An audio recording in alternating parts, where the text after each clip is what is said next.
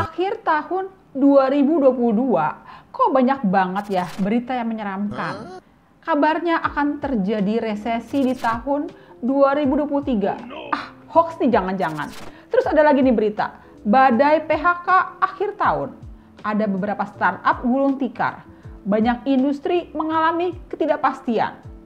Dan juga Indosat mem-PHK 300 karyawannya.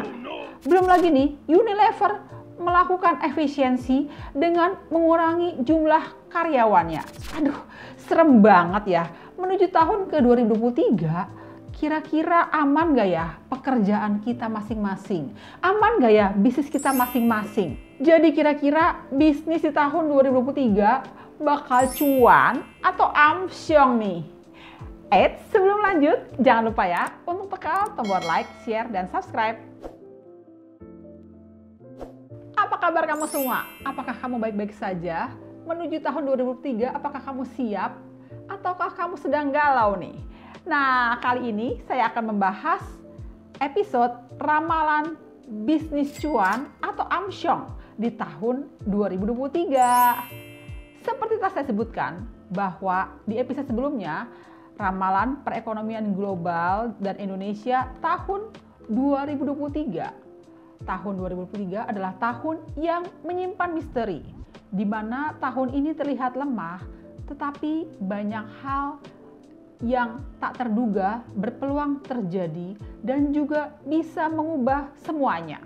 Hati-hati ya teman-teman sekalian, memang sekilas terlihat tidak dinamis di tahun 2023. Namun, ada hal tersembunyi di antaranya adalah gejolak yang terpendam. Ada juga konflik over energy. Wah, over energy bisa terjadi nih dalam semua aspek kehidupan. Juga tidak terluput dengan aspek bisnis ataupun juga karir kamu masing-masing. Hati-hati terhadap bisnis dan karir di tahun 2023. Banyak hal yang sangat over energy. Artinya dalam kehidupan karir dan bisnis banyak hal yang mengesalkan nih. Atau juga banyak hal yang diinginkan tidak mudah terwujud juga. Nah, pastinya kita harus tahu nih, apa aja ya kira-kira bisnis yang sangat-sangat harus berhati-hati di tahun 2023. Pastinya kamu udah tahu ya, tahun 2023 akan terjadi over energy air dan kayu. Jadi, bisnis yang harus berhati-hati pertama adalah bisnis yang terpengaruh adalah bisnis air. Air diantaranya adalah berhubungan dengan minyak serta gas bumi nih. Minyak dan gas bumi harus waspada, jangan sampai terjadi masalah. Selain minyak dan gas bumi, ada lagi yang berhubungan dengan unsur elemen air adalah transportasi, travel, PR, IO, bank, peredaran uang, dan lain sebagainya. Semua itu berpeluang over energy loh. Jadi alangkah baiknya jika kamu yang berbisnis air harus berstrategi di tahun 2023. Juga buat bunga bank ada peluang naik turun. Hati-hati jangan sampai peredaran uang menjadi masalah. Semoga aman ya. Tapi jangan sampai terjadi krisis moneter nih. Dan jangan sampai kekurangan uang di akhir tahun 2023. Lalu ada lagi nih, migas memang harus sangat waspada karena ada masalah ketidakseimbangan alam. Kalau migas naik, nanti takutnya minyak mentah juga naik, bensin naik, dan semua barang-barang jadi naik. Wah, hati-hati ya, yang bisnis berhubungan dengan migas harus sangat ekstra waspada. Selain itu, bisnis yang harus waspada adalah elemen kayu. Kayu sangat berpeluang over energy. Kayu diantaranya adalah yang berhubungan dengan tanaman, sumber daya pangan, bahan makanan, sembako, kekayaan alam, atau juga kreasi, seni, ide, desain, konsultan. Harus berhati-hati nih, jangan sampai over energy. Ketidakseimbangan energi kayu terjadi.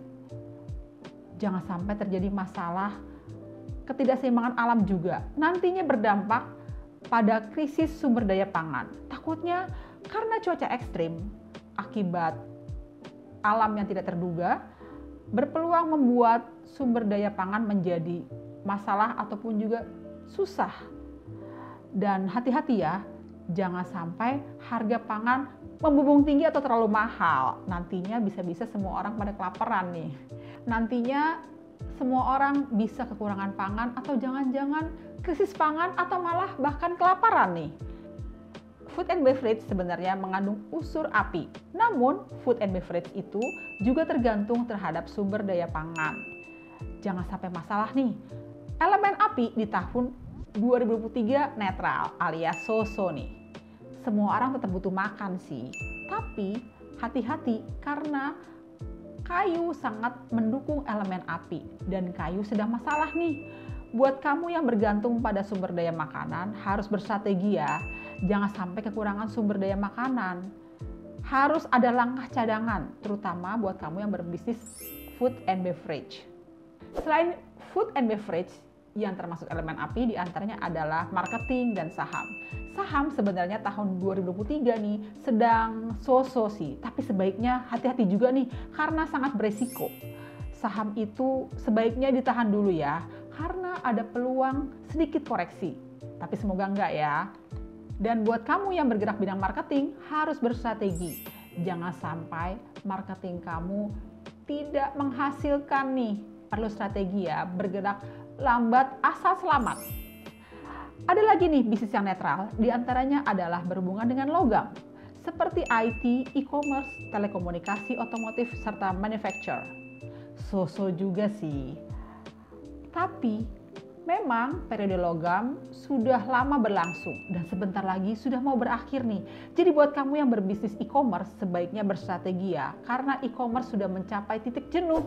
Namun meski sudah mencapai titik jenuh masih ada peluang sih, tapi sebentar lagi e-commerce ataupun juga IT sudah tidak terlalu menjanjikan lagi. Harus berstrategi ya supaya langkah kamu cukup stabil. Dan kira-kira bisnis apa ya yang bisa memberikan peluang serta harapan di tahun 2023? Memang sih, semua bisnis di tahun 2023, 5 elemen berpeluang harus berstrategi. Seperti setelah saya sebutkan di YouTube sebelumnya pada ramalan ekonomi global dan Indonesia tahun 2023. Tapi memang ada bisnis yang lebih menjanjikan, diantaranya adalah bidang tanah.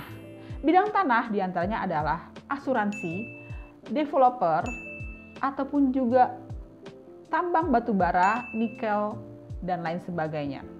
Yang paling oke ini sebenarnya asuransi ya. Ada berita gara-gara COVID asuransi meningkat. Dan ini nih ada lagi income 1M, 1,1M diperoleh dari bisnis asuransi. Boleh spill nggak income per bulannya berapa? 1 miliar, 1 miliaran. 1,1 1,1 juta miliar. Miliar ya. Ya. Oke. Di 600-an. Gila, itu kerjaannya apa Ci kalau boleh tahu? Di bisnis insurance. Bisnis asuransi. Bisnis asuransi lah. Buat kamu yang bergerak bidang asuransi, berstrategilah supaya kamu bisa mendapat keseimbangan yang baik di tahun 2023. Kira-kira properti bagus nggak ya? Properti masih cukup baik di tahun 2023. Dan saatnya untuk melakukan transaksi yang netral. Jangan sampai terlalu ambisi juga nih, meskipun berpeluang, tapi properti harus tenang dan stabil. Karena properti itu ibarat jodoh, nggak boleh dikejar.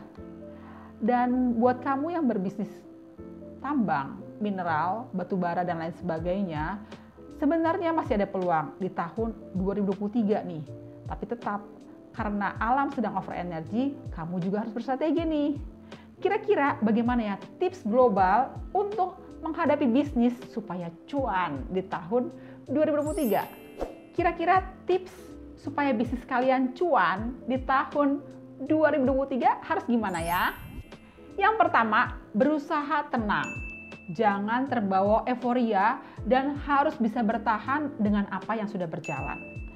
Lalu yang kedua, jangan banyak maunya. Jika ingin melakukan pengembangan, sebaiknya tahan dulu deh. Lebih baik berstrategi sekarang dan melakukan pengembangan di tahun 2024. Tahun 2023 hendaknya menjadi tahun persiapan nih. Yang ketiga, jangan berinvestasi yang terlalu besar dan juga jangan berhutang. Nanti bisa masalah nih. Yang keempat, sangat dibutuhkan strategi untuk menghadapi kondisi yang sesuai waktu dan tempat.